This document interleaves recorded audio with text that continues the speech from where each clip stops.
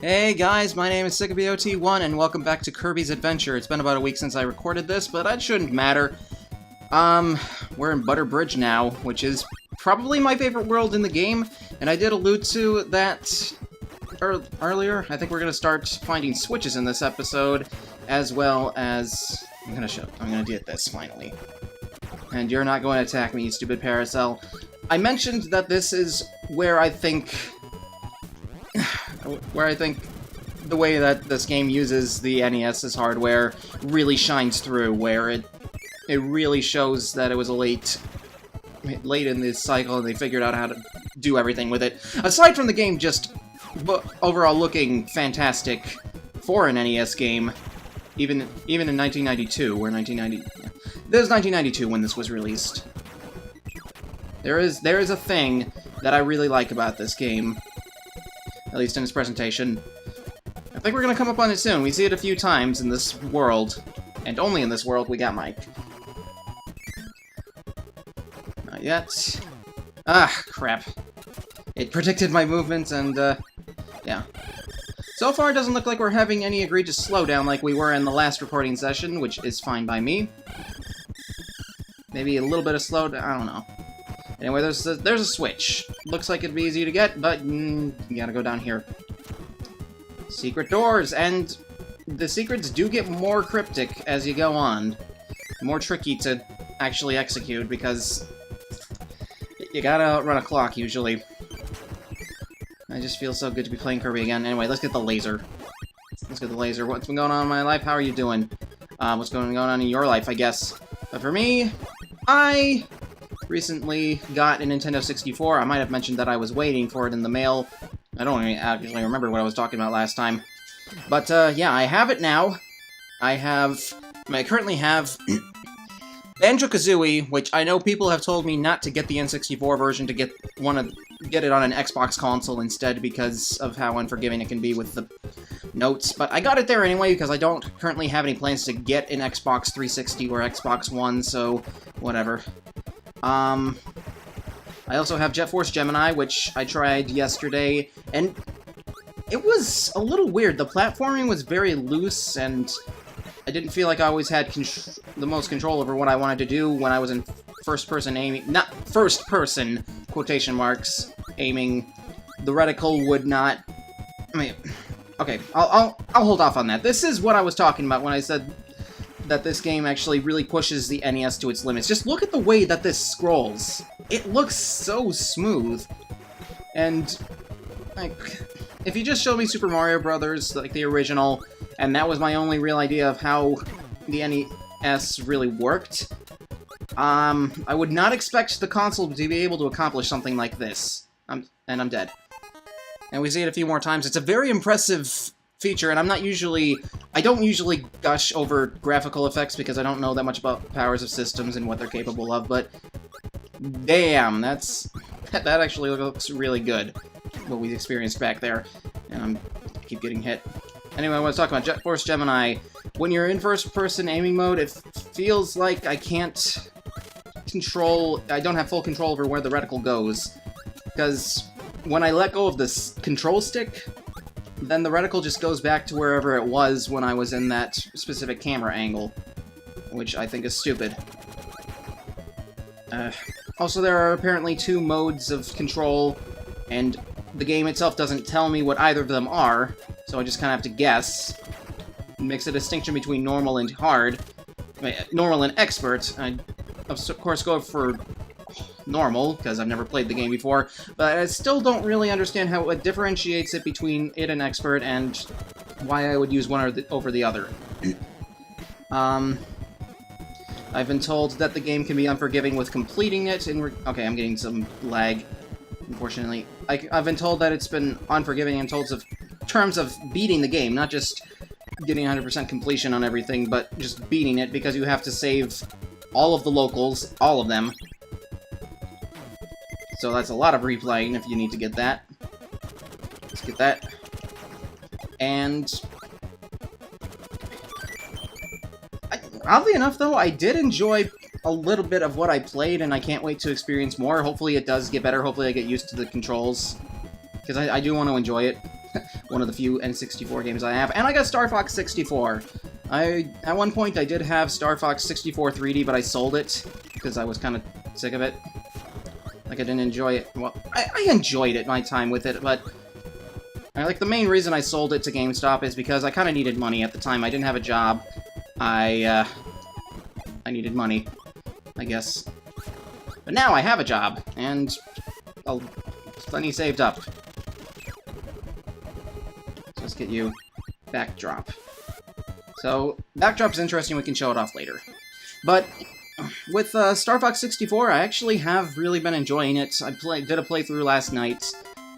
First it was the easy route, then I got taken to the medium route, and then back to the easy route again. Like, I'm not an expert, not by any means. But I will get back into it and learn some of the intricacies. Anyway. More slowdown, more lagging. Don't know if it's because of this port of the game, or if it's because of my recording, but it was kind of lagging. I did try to skim through some of my videos that I made before to see if the lag appeared then, and I didn't see any where I remember it being, but I haven't gone and edited it yet. I haven't gone to edit it yet. So, for all I know, it could be there, and it just kind of... I didn't check the places where it was. I'm gonna get rid of Backdrop, because Backdrop is weird. It's really weird. It's not... It's more flashy than... Yeah, it's more flashy than I think it would really like. Oh, I'll just keep Cutter, sure. Then again, I was praising just how flashy this looks. The scrolling bridge. I really like this. I really like this effect. And from what I remember, it looks great on the 3DS version as well, because... I don't know if I mentioned it, but this does have a... This was released on the 3DS as well, but not as the virtual... Not a virtual console release, but... Oddly enough, it's a 3D classic. It means they just souped up the graphics to really pop when you're using the 3DS's 3D, and I assume even when you're not. It really prettied up the game. And I think I did mention that now, because I do remember saying stuff like it being the definitive way to play the game because of how it looked. Yeah. I mean, if you can go without save states. They also did the same sort of thing for Kid Icarus, and I could not play that version of the game because there's no save states on 3D Classics, and that game is hard. But I have played a little bit of it on the NES Classic, so that's been going well. I was talking about video games, specifically N64, to my coworkers today, and one of them suggested modding my, hacking my NES and SNES Classics to get any game. Which I will not speak of any further, because... touchy subject, especially considering, like, a controversy that happened about a month ago, and it's probably still ongoing as we speak. Oh, shoot. Probably dating this video, and you might not even know what I'm talking about, so I'm not gonna get into it. High jump. This is a very situational power, and one that doesn't always see use in Kirby games. Like, not every game has it, especially not Kirby 64, where they had to keep it light. I mean, speaking of which, Kirby 64 is a game I'm considering getting in cartridge form for the Nintendo 64, despite the fact that I have it on Wii Virtual Console and on... and now on the Dream Collection. I don't know, I just want a reason for the D-pad on my Nintendo 64 controller to exist. You feel me? I guess I'm open to other suggestions. The other night, Kitsune actually I don't know if he recommended it to me, but he told me of the existence of a game called Space Station Silicon Valley, which looks interesting, especially because you control... you mind-jack animals. Is that even the right word? I don't know. But you take control of animals, and the aesthetic is kind of like Wallace and Gromit, and I love Wallace and Gromit a lot. They're good. It's a good series, and I was sad when I heard that the voice actor for Wallace died. That was Peter Sallis, I think was his name. I miss him. Even though I don't know his name. That's great. Oh, yeah! Stuck the landing. Very nice. Been a while since we saw a Switch, and no, I have not been missing them. You know how I know I haven't been missing them, even though it doesn't look like there's much of an indication? Because when you have cleared a level and all of its switches, if applicable, that door stops flashing. If there's still something in there, even after you've cleared it, you will have the flashing door. Anyway, here's a minigame, new minigame, quick draw. Self-explanatory, I think. I was very slow on that. I have no one to blame but myself and my slow reflexes. I have cat-like reflexes. I probably shouldn't be talking when trying to concentrate on this. In fact, I won't!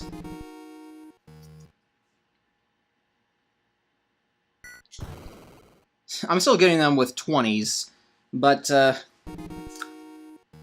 yeah. 16. Yeah.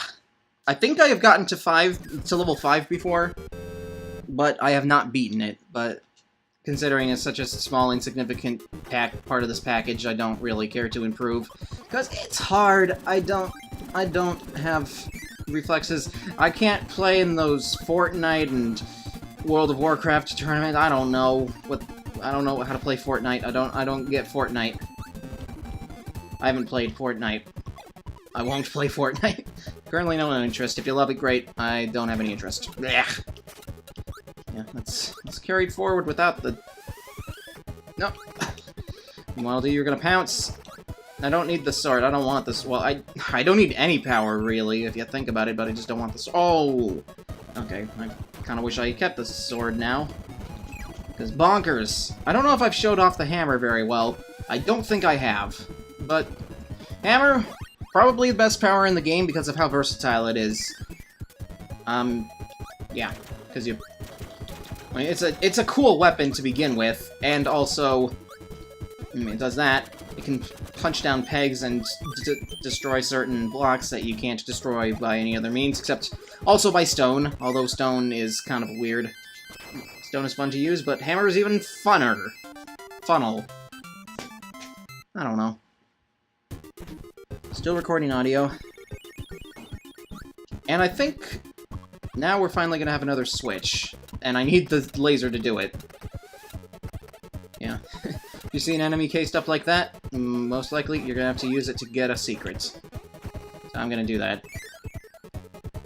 Yep. Well, it's not really required, it's just a cool thing you can do. Bounce this off the walls, defeat enemies, destroy blocks in a flashy way. It's cool. I like this design. These are part of the little things that I really appreciate about Kirby's Adventure in particular. How cool and inventive they get with their powers, despite being kind of primitive and redundant at times. They can still be very creative, somehow. Especially with that. Just creative environments for the NES. Admittedly, I might be judging this game on a curve because I am impressed with it as an NES game, as well as just a Kirby game in itself. It's a fun game, and you should play it if you haven't. It's very easy to get your hands on. You can also get Nightmare in Dreamland. In fact, most people would probably recommend Nightmare in Dreamland over this version of the game, but I like both versions. So I'm gonna play the one that's on the Dream Collection. Okay, here... Gotta outrun the block! Yeah, there we go! Not hard. But can catch you off guard if you don't know what you're doing. And we get a switch as a reward, which unlocks another minigame, which I will be promptly playing, because that's actually a pretty cute thing I can do. Boom, die. Okay, we got a dark room thing. You can see the outlines of some enemies, so this isn't punishingly difficult, like with Zelda 2, I guess. But there is a very situational power, light. Just light up the little room, you can see stuff, and potentially find secrets. There's only a couple rooms like this in the game total, so whatever, it's not important. And I need to stop with the slowdown. It's not slowdown, really. The game's not slowing down, it's just me seeing it. It's slowing down. Oh. I guess I get to talk about this. Ball. It's kind of a hard power to use. You bounce through stuff. You can kill enemies with it and destroy blocks when you're in rooms that allow that. But the thing about it is, it's not entirely clear when you have like invincibility frames and when you don't. So most of the time, you can end up taking a lot of damage. from enemies that you're trying to attack, which is not good. But fortunately, it's not required for anything. It's just a thing that you can have if you want it, if you want the extra challenge. And we got the boss coming up. Probably one of my favorite bosses in the game. The first egg catcher. So what you do in this game is you suck up, you try to eat as many eggs as possible. Do not eat bombs. Eating one bomb will end the game. Yeah, like that. I have gotten beyond this. This is a game that I have done well before, just not now. It doesn't really matter. If I come across it again, every time I come across a mini-game, I will play it. So there's that. Also, the Nightmare in Dreamland games do have different sub-games, if you are interested in that. Like, there's a bomb rally game that you play between 4 Kirbys. Oh, that's right, I had a power. Kinda forgot that. This is Sun and Moon, by the way. They switch off between fighting. The one that is in the sky will give you the ammo that you need to beat the other. And I think this is a very cool boss that they've used. Oh, they've used other times in the Kirby series. I can't remember exactly when, because they're not fresh in my mind. It's a cool boss. I die to it a lot, because they can be tricky. Unpredictable attack patterns. Especially with the moon. Ah! And also that. A lot of stuff causing slowdown. And pushing the NES to its limits, and sometimes it pushed it a little too far. Even an emulation of the game kind of suffers. Come on, Moon. Thank you, Moon! Yeah. There we go! Oh, got it! It should be the death of the sun. Yeah, they only take like 3 hits each, I think. So.